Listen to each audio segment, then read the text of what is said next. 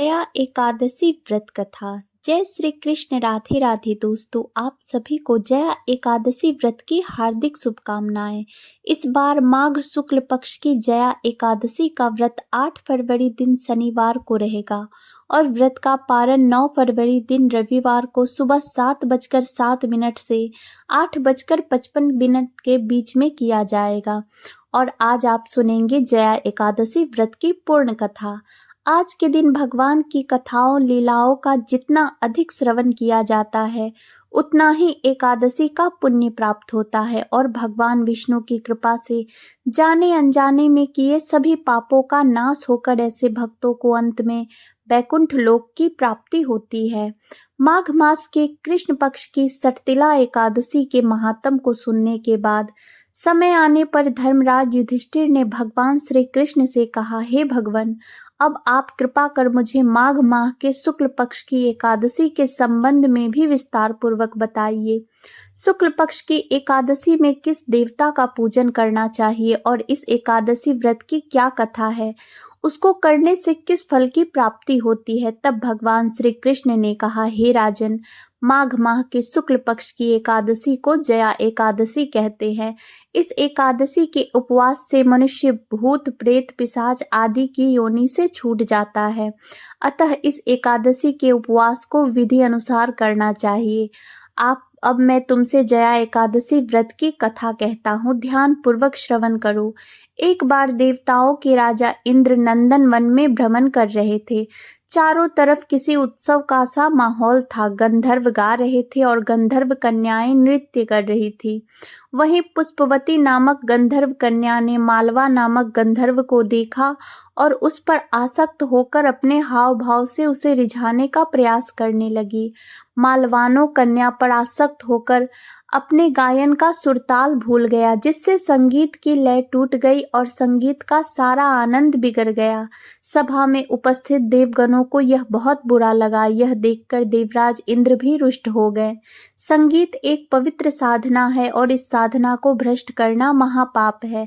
अतः क्रोधवश इंद्र ने पुष्प तथा मालवानों की साधना को अपवित्र करने वाले मालवानों, पर्वती, तुमने देवी सरस्वती का घोर अपमान किया है, अतः तुम्हें मृत्यु लोक में जाना होगा। गुरुजनों की सभा में असंयम और लज्जाजनक प्रदर्शन करके तुमने गुरुओं का भी अपमान किया है, इसलिए इंद्रलोक में तुम्हारा रहना अब वर्जित है। अब तुम अधम पिशाच असंयुक्त सुनकर वे दोनों अत्यंत दुखी हुए और फिर हिमालय पर्वत पर पिशाच योनि में दुख पूर्वक जीवन यापन करने लगे। उन्हें गंध, रस, स्पर्श आदि का तनिक भी बोध नहीं होता था। वहीं उन्हें असहनीय दुख सहने पड़ रहे थे। रात दिन में उन्हें एक क्षण के लिए भी नींद नहीं आती थी। उस स्थान का वातावरण अत्यंत शीतल था, जिसके कारण उनके रोएं खड़े हो जाते थे, हाथ पैर सुन्न पड़ जाते थे, दांत बजने लगते थे। एक दिन उस पिशाच ने अपनी पत्नी से कहा, न मालूम हमने पिछले जन्म में कौन से पाप किए जिसके कारण हमें इतनी दुखदायी यह पिशाच योनि प्राप्त हुई है, और इस पिशाच योनि से नरक के दुख सहना कहीं ज्यादा उत्तम होगा। इसी प्रकार के अनेकों विचार इस प्रकार कहते हुए वे अपने दिन बिताने लगे। भगवान की कृपा से एक बार माघ माह के शुक्ल पक्ष की जया एकादशी के दिन उन दोनों ने कुछ भी भोजन नहीं किया, ना कोई पाप कर्म किया। उस दिन मात्र फल फूल खाकर ही दिन बिताया और महान दुख के साथ पीपल के वृक्ष के नीचे विश्राम करने लगे। उस दिन सूर्य भगवान अस्ताचल को जा रहे थे। वह रात इन दोनों ने एक दूसरे से सटकर बड़ी कठिन से काटी। अगले दिन प्रातः काल होते ही प्रभु की कृपा से इनकी पिशाच योनि से मुक्त हो गई और पुनः अपनी अत्यंत सुंदर अप्सरा और गंधर्व की देह धारण करके तथा सुंदर वस्त्रों और आभूषणों से अलंकृत होकर दोनों स्वर्गलोक को चले। उस समय आकाश में देवगण तथा गंधर्व इनकी स्तुति करने लगे। फिर नागलोक में जाकर इन दोनों ने देवेंद्र को दंडवत किया। देवेंद्र को भी उन्हें उनके रूप में देखकर महान आश्चर्य हुआ। फिर उन्होंने पूछा कि तुम्हें पिशाच योनि से किस प्रकार मुक्ति मिली, उसका पूरा वृतांत मुझे सुनाओ। देवराज इंद्र की बात सुनकर मालवा ने कहा, हे देवताओं के राजा इंद्र, श्री हरि की कृपा तथा जया एकादशी के व्रत के पुण्य से हमें इस पिशाच योनि से मुक्ति मिल गई। तब देवराज इंद्र ने कहा, हे मालवानों, पिशाच योनि को छोड़कर पवित्र हो गए हो, इसलिए हम लोगों के लिए भी वंदनीय हो गए हो, क्योंकि शिव भक्त और विष्णु भक्त हम देवताओं के वंदना करने योग्य है। अतः आप दोनों धन्य हैं। अब आप प्रसन्नता पूर्वक देवलोक में निवास कर सकते हैं। इस प्रकार कथा को विश्राम देते भगवान श्री कृष्ण धर्मराज युधिष्ठिर से कहते हैं, हे राजन, इस जया एकादशी के उपवास से कोई भी योनि से सहज ही मुक्ति मिल जाती है। जो मनुष्य इस एकादशी का व्रत कर लेता है, उसने मानो सभी तप यज्ञ दान कर लिए हों। जो मनुष्य श्रद्धा पूर्वक जया एकादशी का व्रत करते हैं, वे अवश्य ही सहस्त्र वर्ष तक स्वर्ग में वास करते हैं। संगीत देवी सरस्वती का एक अलौकिक वरदान है, एक साधना है, एक विद्या है। इसमें पवित्रता अत्यंत आवश्यक है। फिर जिस सभा में अपने से बड़े गुरुजन आदि उपस्थित हो, वहां प्राणी को संयम और मर्यादा को बनाए रखना चाहिए, ताकि गुरुजनों का अपमान ना हो, उनका सम्मान बना रहे। और गुरुजनों का अपमान करने वाला मनुष्य तो घोर नरक का भागी बनता है। इस प्रकार धर्मराज युधिष्ठिर को जया एकादशी की दिव्य कथा सुनाकर भगवान श्री कृष्ण वहीं अंतर्ध्यान हो गए।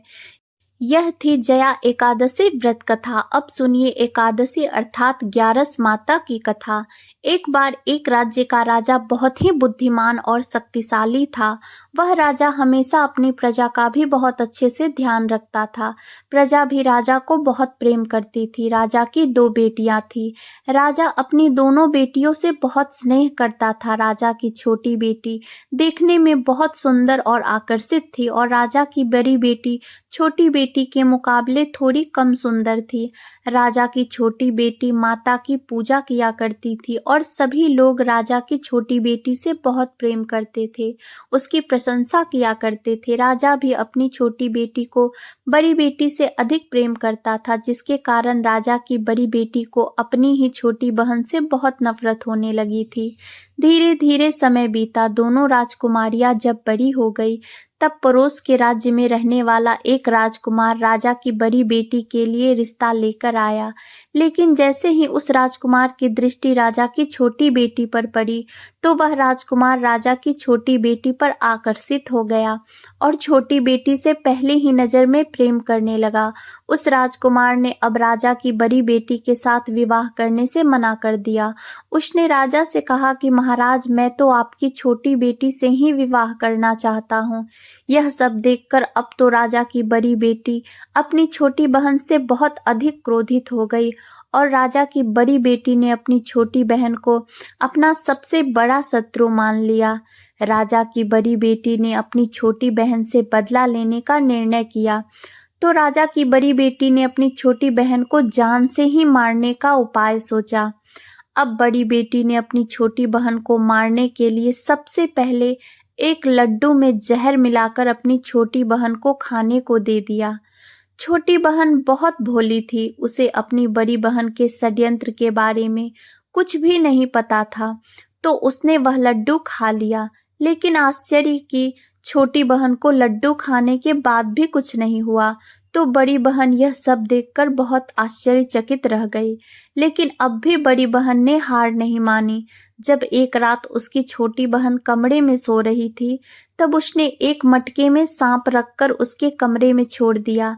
लेकिन सांप भी छोटी बहन का कुछ नहीं बिगाड़ पाया। जिसके बाद बड़ी बहन ने अपनी छोटी बहन से कहा कि चलो बहन, हम लोग कुएं से पानी भरकर लाते हैं। छोटी बहन चलने के लिए तैयार हो गई। तब पानी भरने के बहाने बड़ी बहन उसे कुएं के पास ले गई और कुएं में धक्का दे दिया।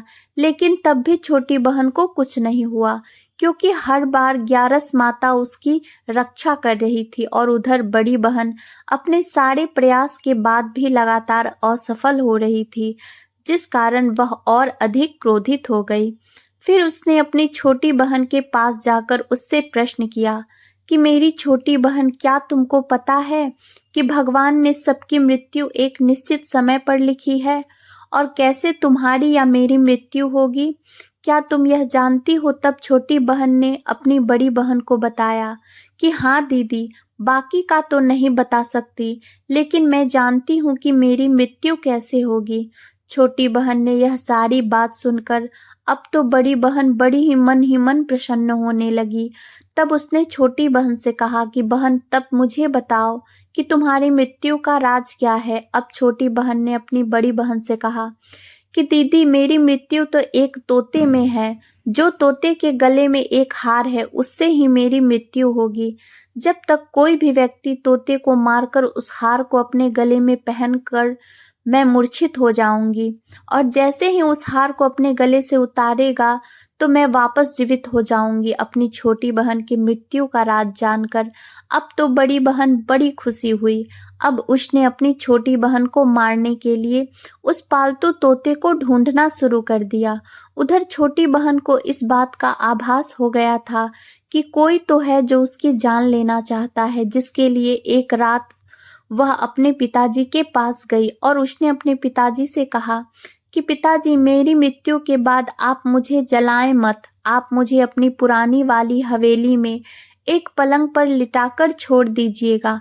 अपनी छोटी बेटी की यह बातें सुनकर राजा बड़ा आश्चर्यचकित हो गया। लेकिन राजा ने अपनी छोटी बेटी से पूछा कि बेटी, तुम यह क्या कह रही हो। तब राजा की छोटी बेटी ने बताया कि पिताजी, समय किसी के लिए नहीं रुकता है। क्या पता कब किसको क्या हो जाए, इसका किसी को कुछ नहीं पता। तब राजा ने उससे कहा कि तुम ऐसी बातें क्यों करती हो, 2-3 दिन बाद तो तुम्हारा विवाह होना है। लेकिन छोटी बेटी ने अपने पिताजी को ऐसे ही करने पर मजबूर कर दिया और उनसे वचन भी ले लिया। तब राजा ने अपनी छोटी बेटी की बात स्वीकार कर ली और फिर समय आने पर 2-3 दिन के बाद जब विवाह का समय आया, तब राजकुमार बारात लेकर के राजा के घर आया। अब राजकुमार और राजा की छोटी बेटी के विवाह की रस्में शुरू हो गई। इधर जैसे ही राजा की छोटी बेटी राजकुमार के साथ फेरे लेने के लिए तैयार हुई, तो उसकी बड़ी बहन अपनी छोटी बहन के कमरे में जाकर उसके तोते को पकड़ लेती है और उसे जान से मार देती है। तोते के गले में जो हार था उसको उसने अपने गले में पहन लिया। उधर जैसे ही बड़ी बहन ने उस हार को अपने गले में पहना, तो उधर छोटी बहन, जो केवल 3 फेरे ही ले पाती है, वहीं पर बीच रास्ते में ही गिरकर बेहोश हो जाती है। जिसके बाद राजा ने बड़े बड़े हकीम वैद्य को बुलाया और अपनी छोटी बेटी का इलाज करने के लिए कहा। राजा की बात सुनकर जब वैद्य ने छोटी बेटी को देखा, तो राजा को बताया कि महाराज, आपकी छोटी बेटी ना तो जीवित है और ना ही मरी हुई है। ऐसा तो मैं पहली बार देख रहा हूँ। राजा ने वैद्य और हकीम को यह बात बाहर बताने से मना कर दिया और उनसे कहा कि अगर तुमसे यह बात किसी को बाहर बताई तो हम तुमको फांसी पर लटका देंगे। राजा ने अब अपनी छोटी बेटी को पुराने महल में ले जाकर एक पलंग पर लिटा दिया और फिर वहां पर कुछ सैनिकों को तैनात कर दिया। इसके बाद राजा वापस अपने महल में आ गया। इधर राजा की बड़ी बेटी अपने पिताजी के पास आई और कहने लगी, पिताजी, अगर यह विवाह संपन्न नहीं हुआ तो आपकी इज्जत का क्या होगा, जरा सोचिए। अगर आप कहे तो मैं आपकी इज्जत बचाने के लिए इस राजकुमार से विवाह करने के लिए तैयार हूँ। राजा अपनी बड़ी बेटी के षड्यंत्र के बारे में कुछ भी नहीं जानता था, तो उसने अपनी बड़ी बेटी की बात मान ली और तब राजा ने अपनी बड़ी बेटी को छोटी बेटी के कपड़े, आभूषण आदि पहनाकर मंडप में भेज दिया, ताकि किसी को इस बात का पता ना चले कि विवाह छोटी बेटी के साथ नहीं बल्कि बड़ी बेटी के साथ हो रहा है। लेकिन राजकुमार जान गया था कि यह तो राजा की छोटी बेटी नहीं है, बल्कि यह राजा की बड़ी बेटी है। अब राजकुमार ने राजा की बड़ी बेटी से विवाह करने से मना कर दिया। तब सभी लोगों ने राजकुमार को मजबूर करके राजा की बड़ी बेटी से बचे हुए फेरों को संपन्न करा दिया और फिर विवाह संपन्न हो गया। जिसके बाद राजकुमार राजा की बड़ी बेटी को अपने महल में ले गया।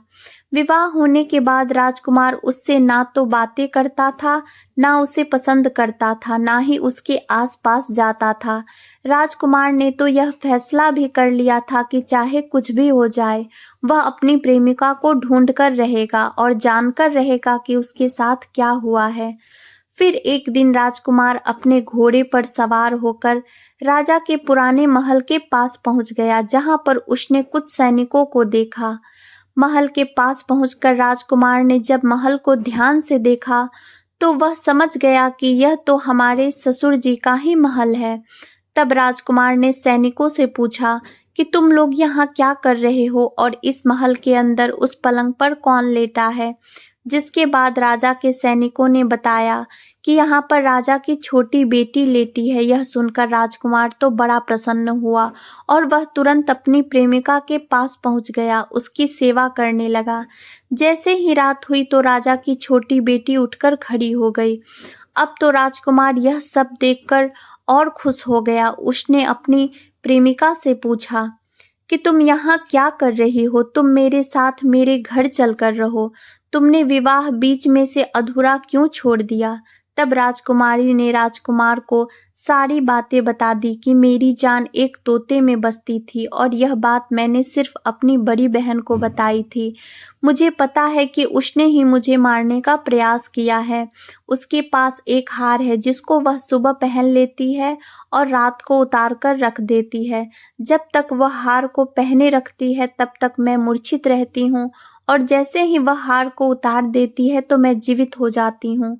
और जब तक मेरी बड़ी बहन के पास वह हार रहेगा तब तक मैं ऐसे ही जीवित और मूर्छित होती रहूंगी। अगर मेरी बड़ी बहन के पास जो हार है वह मेरे हाथ लग जाए तो मैं हमेशा के लिए जीवित हो जाऊंगी। सारा रहस्य जानकर राजकुमार ने छोटी राजकुमारी के साथ ही रहने का निर्णय ले लिया और उसने अपने बचे हुए सारे फेरे उस पलंग पर लेटी हुई छोटी राजकुमारी के साथ पूरे कर लिए और अपना विवाह भी पूर्ण कर लिया और वह वहीं पर रहने लगा। देखते ही देखते समय बीतने पर कुछ ही दिनों में छोटी राजकुमारी गर्भवती हो गई। एक दिन राजकुमार को किसी काम से बाहर जाना पड़ा। तब राजकुमारी के पेट में बहुत तेज दर्द हो उठा, जिससे बाद उसने एकादशी माता का आवाहन किया। जिसके बाद वहां पर माता प्रकट हुई और उन्होंने उसका प्रसव कराकर उसे प्रसव पीड़ा से मुक्ति दिलाकर एक पुत्र की प्राप्ति करवाई। और वहीं पर अचानक से तभी राजकुमार भी आ गया। राजकुमार ने ग्यारस माता को देखा तो वह आश्चर्यचकित हो गया और उसने तुरंत ग्यारस माता को प्रणाम किया। ग्यारस माता ने राजकुमार से कहा कि जब तुम्हारा पुत्र 5 वर्ष का हो जाए तब तुम अपनी पत्नी का हार इसके गले में डाल देना। देखते ही देखते राजकुमार और राजा की छोटी बेटी का पुत्र 5 वर्ष का हो गया। तो राजकुमार अपनी बेटी से कहने लगा कि बेटा, मैं कुछ काम से बाहर जा रहा हूँ, तुम अपनी माता का ध्यान रखना। ऐसा कहकर वह वहां से चला गया। लेकिन जब राजकुमार वहां से बाहर जा रहा था तब बड़ी बहन के सैनिकों ने उसे देख लिया और बड़ी बहन को जाकर सारी बातें बता दी।